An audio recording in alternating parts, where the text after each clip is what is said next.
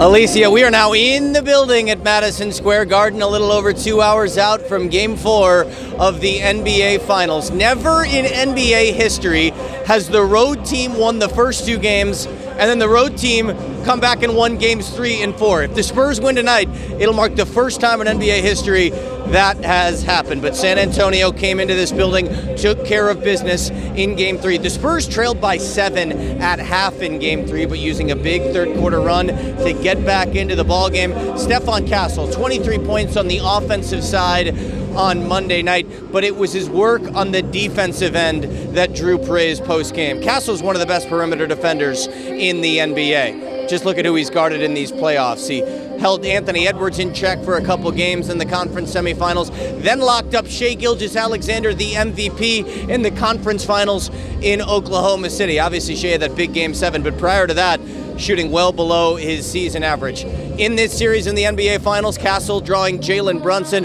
the Knicks superstar, learning what it's like to spend nights in the Spurs castle. Brunson shot at 47% in the regular season. That's gone down to 37% here in these NBA Finals. If he's the Batman here in Gotham City, he's going to have to play like it. If you're a Knicks fan, that's what you're hoping. But Castle is absolutely dogging him on both ends of the floor. Brunson, in addition to shooting just 37% from the floor, also with 13 total turnovers in this series. Brunson was asked yesterday if he could rate his play so far in these NBA Finals, while Castle, meanwhile, just sticking to that team defensive swarm mentality.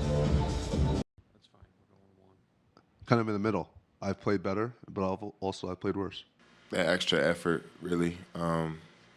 Especially when you're guarding the ball. If we could force them to do something that, we want them to do, and then having to make that late rotation, whether you're on the ball, just, if we see an open man, we guard them. So, if I'm on the ball and, they skip a corner and there's a one more and I have to be there, just making that extra effort just, gives us that much more of a chance for a stop. So I feel like we emphasized that last night, and I thought our rotations were great.